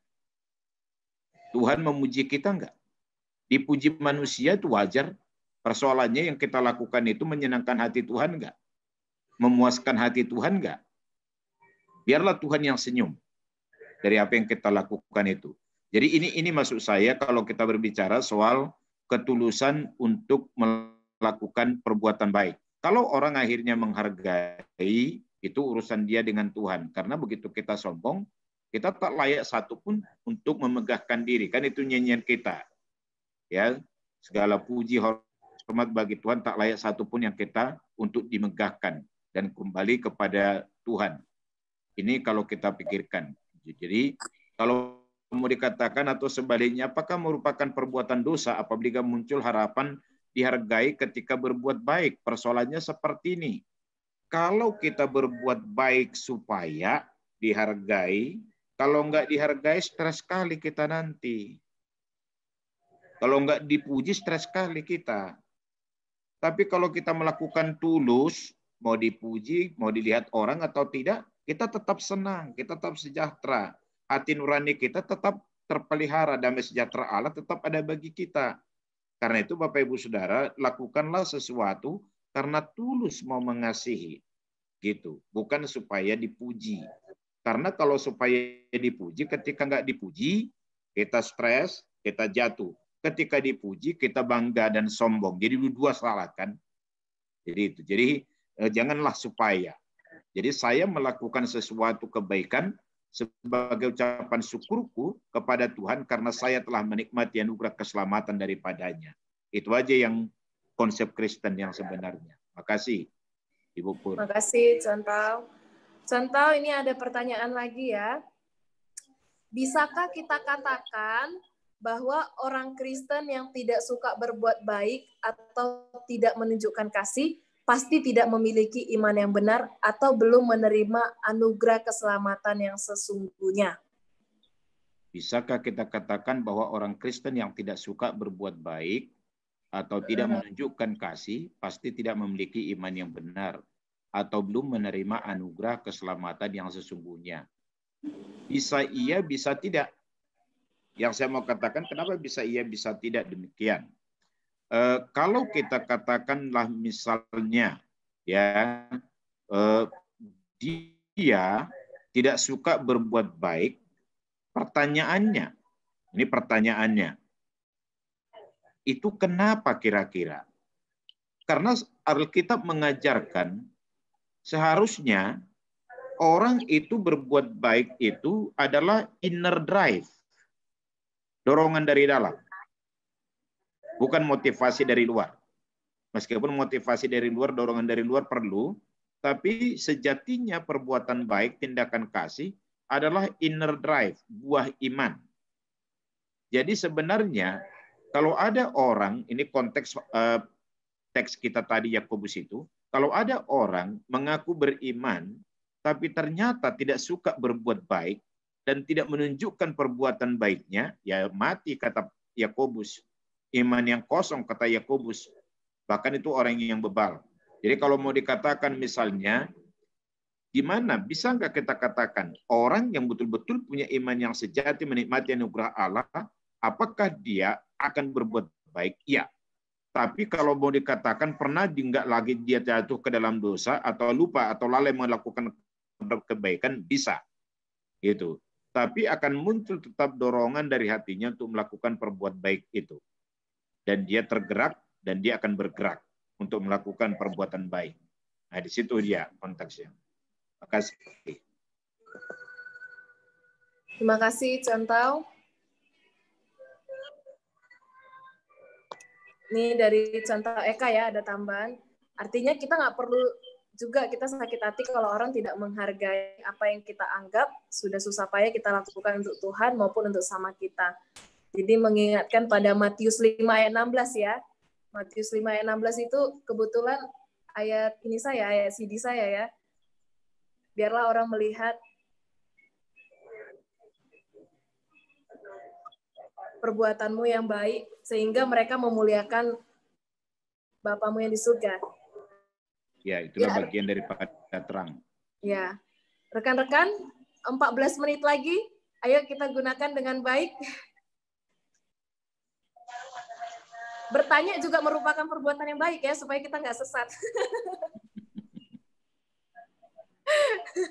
Ya, Contau Tiopan ini mungkin kasih sedikit tanggapan lagi lah ya. Iya Pak. Saya melihat begini, ajaran kekristenan dibanding dengan ajaran lain, salah satunya kekristenan itu fokusnya atau titik pusatnya itu adalah di Yesus. Ya. Sedangkan ajaran agama lain, ya, titik pusatnya itu di diri manusia itu sendiri. Ya. Nah, dengan perspektif yang berbeda, ternyata membuatkan satu hasil yang berbeda.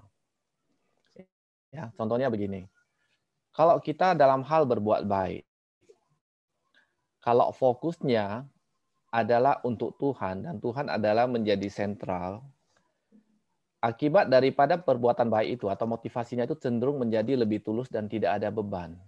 Yeah. Tapi kalau kita misalnya melakukan perbuatan baik itu demi untuk diri sendiri atau kita menjadi sentralnya, inilah mulai masalah-masalah akan muncul. Ya, misalnya kita berbuat baik tujuan untuk apa? Ya. Pada umumnya orang berbuat baik itu satu motivasi secara umum ya mungkin untuk mendapat nama. Berarti itu tujuannya kan untuk diri sendiri. Yeah. Nah, kedua mungkin orang berbuat baik salah satunya untuk membersihkan dosa-dosanya. Ya berarti itu pun akhirnya tujuannya untuk diri sendiri. Ada orang berbuat baik tujuannya untuk apa? Untuk mendapat berkat atau rezeki yang lebih banyak lagi. Itu berarti pun untuk diri sendiri. Ya, dan seterusnya lah yang masih banyak. Jadi ini salah satu konsep yang sangat mendasar perbedaannya antara ajaran kekristenan dan di luar kekristenan. Ini yang saya rasakan ya, Contau Tiopan. Ya, setuju Pak. Tanggapan Contau bagaimana ini? Ini yang saya dapat secara umum ya, lebih kurang seperti itu. Ya, setuju Pak. Jadi nggak usah lagi saya ulangi. Jadi artinya memang kristosentris lah. Karena Kristus dan untuk Kristus. Gitu. Iya. Jadi ternyata dengan pola yang demikian, perspektif yang demikian, itu bisa membuat satu hasil yang jauh berbeda sekali kalau saya lihat. Iya. Nilainya berbeda, dampaknya juga berbeda, Pak. Benar, benar. Makanya kan gini Pak, bisa jadi, sorry ya, orang-orang yang merasa diri udah berbuat baik banyak di gereja, ketika nggak dihormati, dia keluar dari gereja itu. Berarti Dia bisa sakit hati. Benar, berarti motivasinya juga berarti cenderung untuk diri sendiri. Iya. Meskipun udah Kristen loh ya, betul. Contoh ya. Iya. Jadi karena dia banyak kasih sumbangan, kasih banyak bantuan di gereja itu, ketika dia tidak dihormati, dia tersinggung. Meskipun orang seperti itu perlu kita hormati, gitu loh. Benar. Gitu. Iya. Thank you. Terima kasih. Ya, saya mau menambah lagi ya. Silakan Bu. Rantau Tiopan. Ya. Dari tanggapan dari yang dikatakan oleh Pak Johan tadi, itu memang ketika kita melakukan kebaikan, ini saya mengalaminya juga, ya. Ketika kita melakukan pekerjaan Tuhan, banyak orang datang kepada saya bilang terima kasih Bu, terima kasih. Saya bilang sama mereka, jangan berterima kasih sama saya, berterima kasihlah sama Tuhan. Karena Tuhan yang menggerakkan hati kita untuk melakukannya. Menggerakkan orang-orang di gereja, jemaat, anggota gereja, menggerakkan hati supaya kita melakukan melayani Yesus gitu.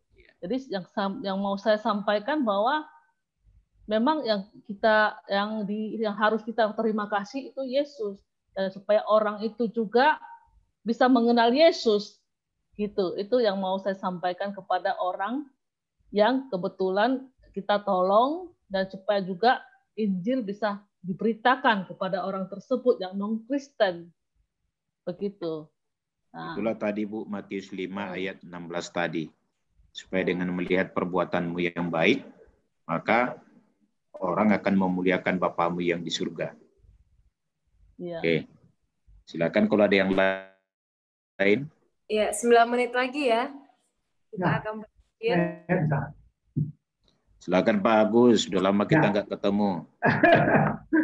Puji Tuhan, senang sekali bisa sama-sama. Gini Pak, kita sepakat bahwa keselamatan itu adalah iman di dalam Yesus Kristus. Dan itu pun yang telah membuat Paulus yang tadinya Yahudi, kemudian ahli Taurat, dia berbalik karena beriman kepada Yesus. Nah, tetapi Pak, ada pertanyaan saya sehubungan dengan pernyataan dari Paulus sendiri di dalam Roma 9 ayatnya yang ketiga. Roma 9 ayat 3. Bahkan aku mau terkutuk dan terpisah dari Kristus demi saudara-saudara kaum sebangsaku secara jasmani. Mengapa begitu keras Paulus terhadap kaum sebangsanya? Artinya dia mau terpisah, berarti kan seperti dia mengingkari imannya kepada Kristus. Aku mau terpisah dari Kristus. Aku mau terkutuk dan terpisah dari Kristus demi kaum sebangsaku. Nah, padahal sampai saat ini kaum sebangsanya itu belum juga percaya pada Mesias.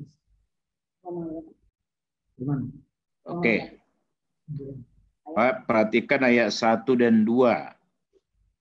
Itu karena bebannya Paulus. Ya. Yang pasti tidak akan pernah Paulus terpisah dengan Kristus oleh apapun. Ya, tidak pernah. Karena keselamatan tidak akan pernah hilang.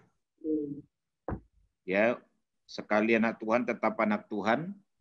Maka kalau kita perhatikan di sini, misalnya kalau kita misalnya bicara keselamatan sedikit Pak, kalau di Yohanes pasal 10 ayat 27 kan berkata demikian. Domba-dombaku mengenal aku dan aku mengenal mereka. Ayat 28. Aku akan memberikan hidup kekal kepada mereka dan mereka pasti tidak akan binasa sampai selama-lamanya. Oleh karena tidak seorang pun yang dapat merebut mereka dari tangan Bapakku. Ayat 29. Bapakku yang memberikan mereka kepadaku lebih besar daripada siapapun. Artinya keselamatan tidak pernah hilang. Maka Yohanes pasal 5 ayat 24 pun pindah dari maut ke dalam hidup. Artinya yang saya mau katakan Pak, ini tidak berbicara soal dia akan terkutuk dan terpisah.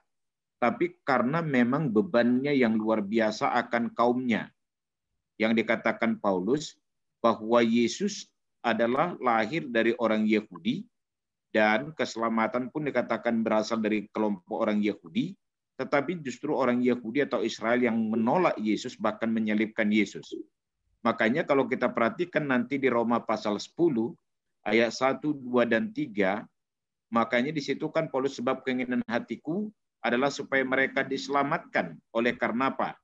Bahwa orang Israel membangun kebenaran mereka sendiri, tetapi itu tidak akan pernah bisa menyelamatkan mereka. Jadi atas beban, atas kasih kepada kaumnya, atas beban kasih kepada kaumnya ini, maka Paulus berkata, kalau mau dibilang bahkan, ya, bahkan dalam artian dalam bahasa Inggris dikatakan, jika seandainya mungkin pun, katanya Paulus, aku mau terkutuk dan terpisah dari Kristus demi saudaraku. Itu kan tidak akan mungkin. Tapi bukti kasihnya, bukti bebannya. Tapi ketika dia berkata artinya apa? Aku rela sebenarnya mati bagi kaumku. Supaya mereka mau selamat. Percaya kepada Kristus. Tapi kalau misalnya bahkan terkutuk pun aku mau. Asal mereka mau selamat. Tapi kan tidak akan pernah mungkin itu kita terkutuk dan terpisah dari Kristus. Ini ungkapan daripada sebuah bebannya. Ya, jadi sama seperti ini seorang ibu atau seorang ayah kan bilang kayak gini, apapun ku korbankan demi kalian sekolah, toko ini pun bila perlu ku jual, mama pun bisa perlu berjual apapun sampai akhirnya kuserahkan nyawaku untuk kalian. Itu kan pernyataan kasihnya kepada anaknya. Jadi bukan soal dia akan terkutuk dan terpisah, Pak. Di situ. Makasih, Pak. Itu perhatian dan kesediaan Paulus. Jadi maksudnya bahwa begitu dia peduli dengan kaum sebangsanya, ya. Begitu dia mengasihi, begitu dia peduli, begitu dia sangat terbeban dan berbelas kasihan untuk kaumnya. Sebenarnya kalau ini saya lihat sebagai doa Paulus untuk beban pelayanannya, maka seharusnya kita pun sebagai orang-orang yang telah diselamatkan harus punya beban seperti itu untuk kaum sebangsa kita Indonesia yang mayoritas masih belum percaya kepada Kristus. Ya. Ya, khususnya gereja kita Metodis Gloria ada masih banyak saudara kita yang masih tetap di dalam keyakinannya yang lama. Mereka kan butuh Injil, mereka butuh Kristus. Kita yang harus mengasihi mereka dan menjangkau mereka bagi Kristus. Terima kasih. Silakan Bu Pur. Ya, baik. Terima kasih Contoh Tiopan. Waktu kita 3 menit lagi ya. Sepertinya ini akan menjadi sesi kita mau closing ya. Pak Tiopan, ada yang ingin ditambahkan lagi, Pak? Sebelum saya sih nggak perlu tambahkan lagi. Mungkin Bok Subun Sila yang menambahkan untuk closing. Silakan, Pak. Ya, makasih Pak. Dari tadi saya ikuti dengan cermat. Saya ingin menambahkan seperti ini. Mungkin dari tadi kan dalam hal berbuat baik itu, saya pikir masih terlampau sempit pengertian kita. Berbuat baik itu. Berbuat baik, memberi, membantu, dan sebagainya begitu Pak ya. Tapi saya pikir melalui apa yang kita bicarakan pada saat ini, berbuat baik itu buah dari iman. Itu berarti setiap orang dalam hal berbuat baik itu tidak terbatas. Sebagai contoh seperti ini, berbuat baik, kita ingin membantu orang miskin, itu jelas kita memberi, nah seperti itu. Berbuat baik, kita bisa memperhatikan orang-orang membutuhkan pertolongan, itu bisa juga. Tapi umpamanya, waktu kita jalan, ini di gereja ini, kita jalan itu, kemudian kita lihat ada satu selembar kertas atau tisu yang tadi mau dimasukkan ke tong sampah tapi nggak bisa masuk gitu kan. Nah, apakah itu jadi tanggung jawab kita dalam satu perbuatan kita mengambilnya kemudian memasukkannya ke tong sampah? Saya pikir begitu ya tanggung jawab kita.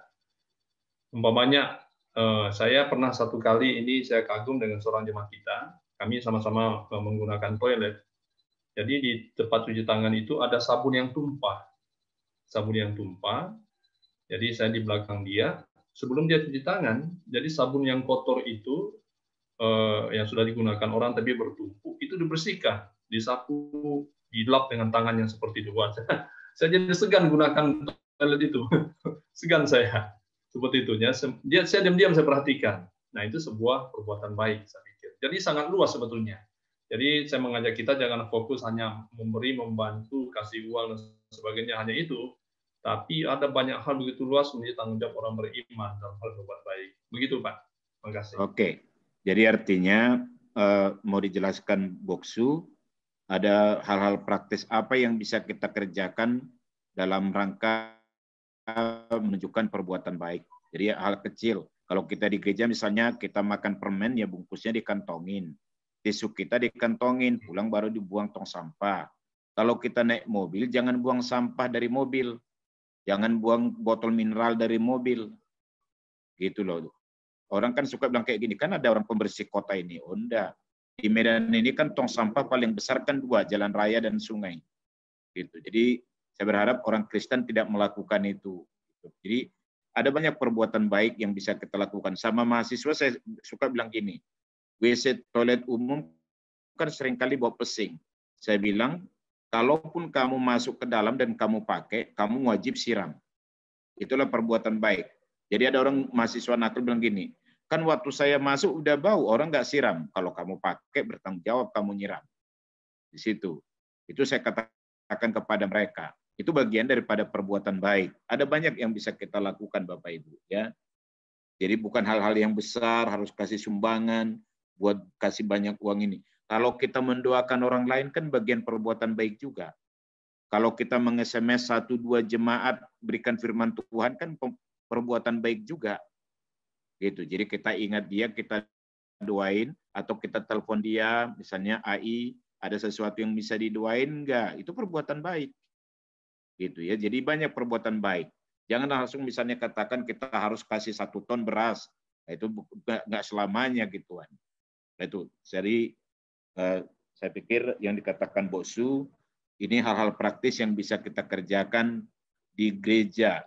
Misalnya Bapak Ibu, waktu kita selesai pakai ruangan di gereja, orang pada pergi, dibiarkan listrik hidup, dibiarkan air keran kamar mandi hidup. Ya perbuatan baik, matikanlah keran itu walaupun bukan kita yang tadi memasang. Ya kan kadang-kadang kan air di kamar mandi sampai banjir. Atau ruangan itu kosong padahal nggak ada lagi orang di dalam. Mari kita matikan AC-nya, mari kita, jadi jangan bilang gini, kan ada pegawai di sini. Itu bagian perbuatan baik, kita bisa melakukan apa yang bisa kita tolong. Misalnya, kalau kita di gereja hari Minggu, ini karena kita pandemi tidak di gereja, apa sih salahnya kita juga kalau ada orang, katakanlah misalnya, dia agak sulit untuk parkir.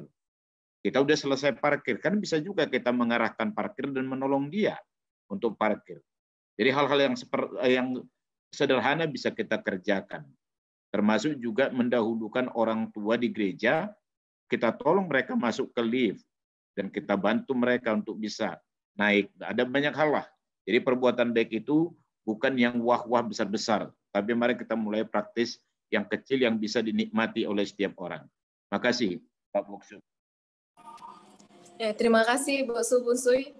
Ya, jadi perbuatan baik itu sebenarnya bisa kita lakukan ya secara sederhana gitu, nggak harus memberi atau melakukan hal-hal yang besar. Melalui senyuman, memberi senyuman kepada jemaat yang kita temui juga itu merupakan perbuatan baik ya. Ya, Bapak Ibu yang terkasih, kita sudah sampai kepada waktunya kita harus mengakhiri dialog kita malam hari ini, sudah pukul 9 lewat beberapa menit. Sebelumnya saya akan menyimpulkan beberapa poin yang tadi sudah kita bicarakan, sudah dibahas. Ini untuk mengingatkan kita kembali, jadi sebelum ditutup kita ingat lagi kembali ya. Nah, jadi dari Yakobus 2 ayat 14 sampai 26 ini kita mendapatkan beberapa poin yang sangat membuka pandangan kita tentang perbuatan baik dalam iman Kristen itu bagaimana sih gitu. Nah, Yakobus bukan mengajar bahwa perbuatan baik dapat membenarkan kita di hadapan Allah, melainkan bahwa iman yang sejati akan terbukti oleh perbuatan baik, seperti yang contoh Tiopan tadi sudah katakan, dari buahnya lah kita akan dikenal. Jadi iman yang sejati akan terbukti oleh perbuatan baik. Lalu yang kedua, tanda orang beriman adalah berhenti berbuat jahat, gitu ya. Itu artinya ada perubahan hidup, gitu. Ada perubahan hidup. Lalu iman dan perbuatan itu sesuatu yang tidak dapat dipisahkan. Nah, jadi kalau kita katakan kita beriman, maka tunjukkanlah itu melalui perbuatan, bukan hanya perkataan. Seperti yang dikatakan contoh Tiopan, kalau hanya dengan perkataan itu adalah iman yang palsu gitu. Iman yang mati. Jadi ketika kita katakan kita beriman, kita percaya, tunjukkanlah itu melalui perbuatan, bukan hanya perkataan, ya, bukan hanya teori-teori saja gitu. Nah, lalu yang terakhir ini menarik, bagi orang beriman, penghakiman bukanlah suatu penghukuman, tapi berbicara soal pertanggungjawaban, buah dari iman. Jadi berbicara tentang upah ataupun mahkota. Jadi sebagai orang beriman kita harusnya bersukacita ya, bukan ketika dihakimi kita bukan artinya kita bukan sedang dihukum, tapi Tuhan meminta kita pertanggungjawaban dari buah-buah yang sudah kita hasilkan melalui iman yang benar. Ya. Sekian beberapa poin yang bisa saya simpulkan dari sesi hari ini, membawa kita bahwa perbuatan baik dalam iman Kristen itu bukan, perbuatan baik itu bukan menyelamatkan kita ya, tapi hanya imanlah yang menyelamatkan kita pribadi lepas pribadi. Ya, Bapak Ibu berharap di minggu ke depan kita bisa bertemu kembali lagi dengan topik yang menarik tentunya, dengan pembicara juga yang menarik. Mari kita terus tetap setia untuk mengikuti Faith Dialog ini di setiap hari Selasa. Baik, Bapak Ibu, kita akan menutupnya. Saya minta dengan kasih Bapak Tiopan untuk menutup kita di dalam doa. Baik. Silakan contoh. Mari kita berdoa. Bapa di surga, dalam kondisi virtual kami bisa tetap bersekutu, beribadah kepada Tuhan, belajar firman-Mu. Bagaimana kami menyelaraskan iman dengan perbuatan kami, sebagai bukti kami percaya kepada Kristus menikmati anugerah-Mu, dan kami tunjukkan dengan cara hidup yang benar, sebagai orang tebusan-Mu yang harus hidup suci, melakukan kebaikan, menyalurkan kasih Allah, dan itu sebagai pernyataan iman yang sejati. Terima kasih Tuhan untuk persekutuan kami malam ini dalam Faith Dialog Gemi Gloria. Kiranya Tuhan memberkati kami seluruhnya, supaya terus rindu belajar dan diisi oleh Tuhan, dan berkati pelayanan para hamba-hamba-Mu, para gembala dan para pendeta dan cuan tahu yang ada dan majelis yang ada di Gemi Gloria. Kiranya Tuhan mengurapi, memberkati mereka melayani dengan tulus, dengan sungguh-sungguh, dan menjadi berkat, dan jemaat-Mu yang hadir malam ini pun berkati Tuhan, supaya semakin bertambah pengenalan kami, pemahaman kami akan kebenaran, dan membuat kami semakin berambisi menyenangkan Tuhan dengan melakukan kebenaran firman-Mu. Terima kasih Bapa, dalam nama Tuhan Yesus. Amin.